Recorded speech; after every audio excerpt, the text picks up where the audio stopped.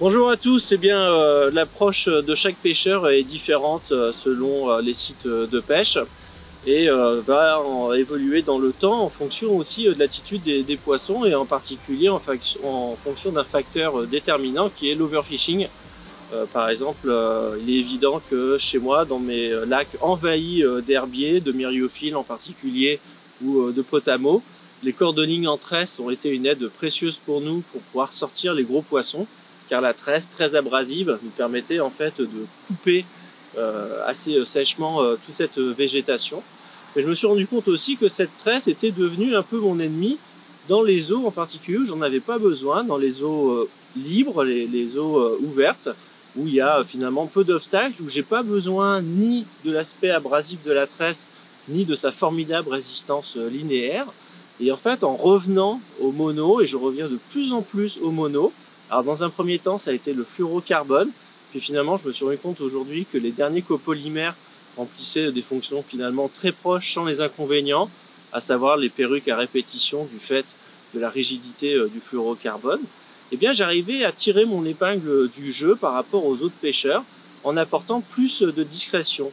C'est pas simplement une ligne de discrétion qu'on rajouterait, qui ferait en fait qu'il y aurait simplement des nœuds supplémentaires sur la ligne et qui sont pour moi autant de points de faiblesse, mais un véritable corps de ligne assumé, même en 40 centièmes, ça ne me fait absolument pas peur, et je gagne ainsi en transparence sur toute la ligne, si j'ose dire, mais aussi je perds tout cet aspect vibratoire et la très forte densité que possède la tresse, en sachant qu'en plus son inertie dans l'eau, à mon avis, joue sur la ligne latérale des poissons et est assez détectable pour eux.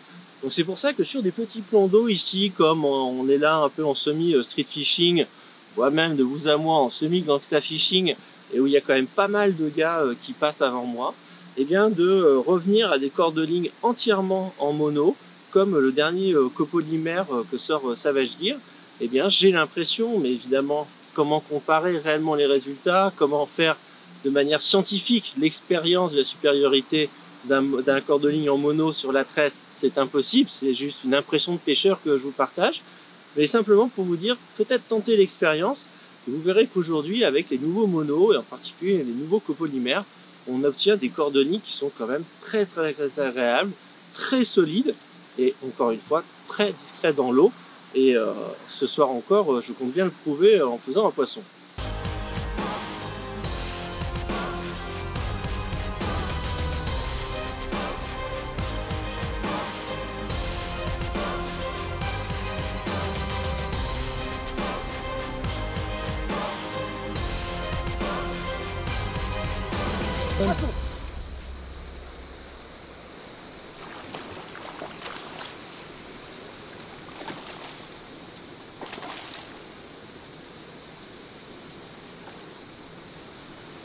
Super.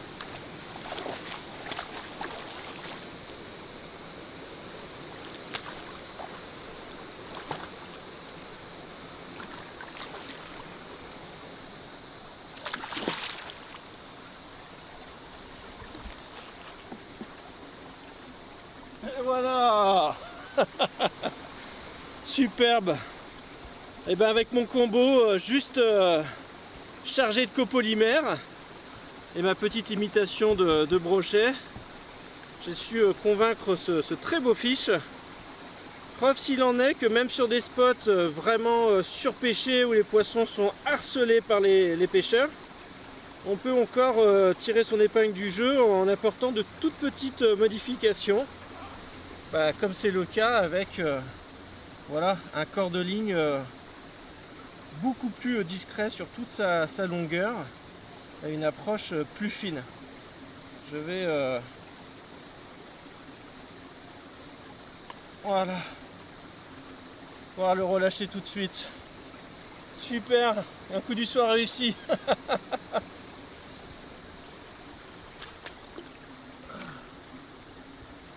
Bye bye.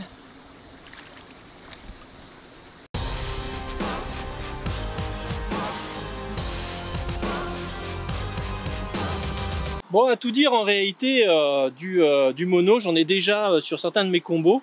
et en particulier sur mes combos basses. Ça fait très longtemps que je suis passé pour la pêche du black bass en tout mono, en l'occurrence du fluorocarbone. Le problème du fluorocarbone sur les moulinets, c'est que comme c'est très raide, pour faire des perruques, c'est vraiment le top du top. Donc en fait, je pense qu'avec ce nouveau copolymère, comme il est très peu élastique, je pense que je pourrais avoir les avantages du fluorocarbone, c'est-à-dire une bonne transmission de sensation, sans les inconvénients, c'est-à-dire tous les backlash à gérer et le fait que le fil se détende un petit peu tout seul au fur et à mesure dans le moulinet. Mais en fait, ce qui se passe, c'est que dans les milieux que j'ai l'habitude de pêcher, qui sont encombrés soit de nénuphars, soit d'herbiers, la tresse reste pour moi un outil précieux en corde de ligne, parce que cette tresse, de fait de son caractère abrasif, va me servir en fait à venir évidemment couper tous ces herbiers qui me gênent pendant la pêche et qui pourraient évidemment me priver d'un gros poisson. J'ai déjà perdu un gros brochet parce que j'étais en mono et que je pêchais par exemple dans les nénuphars ou dans les myriophiles.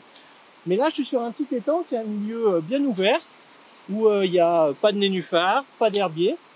Et en fait j'ai décidé là encore, vous voyez, d'installer mon copolymère sur mon combo Big Bait.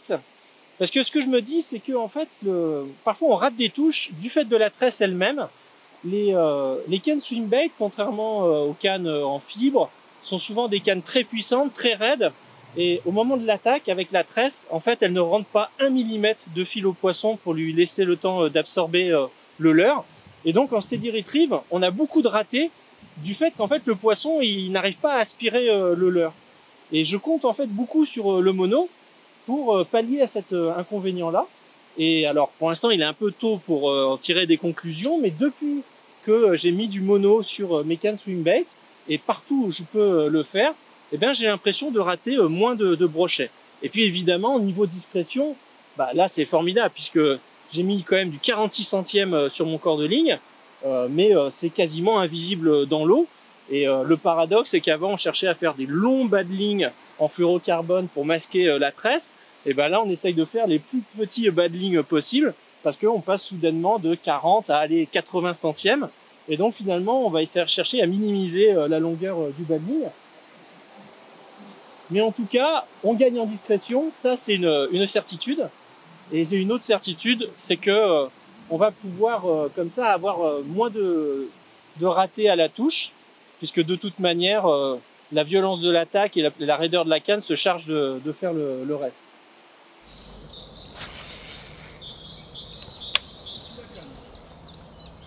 Ouais, ils sont contre la bordure.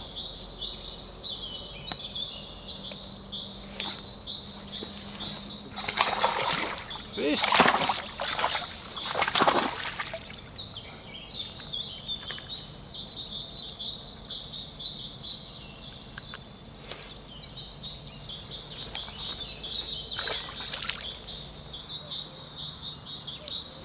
Alors évidemment, l'un des atouts majeurs du copolymère, donc de cet entre-deux entre le nylon, très discret, très souple mais très élastique, et le fluorocarbone, avec beaucoup de transmission d'informations, très discret lui aussi, mais très raide, très difficile à utiliser, en particulier en casting.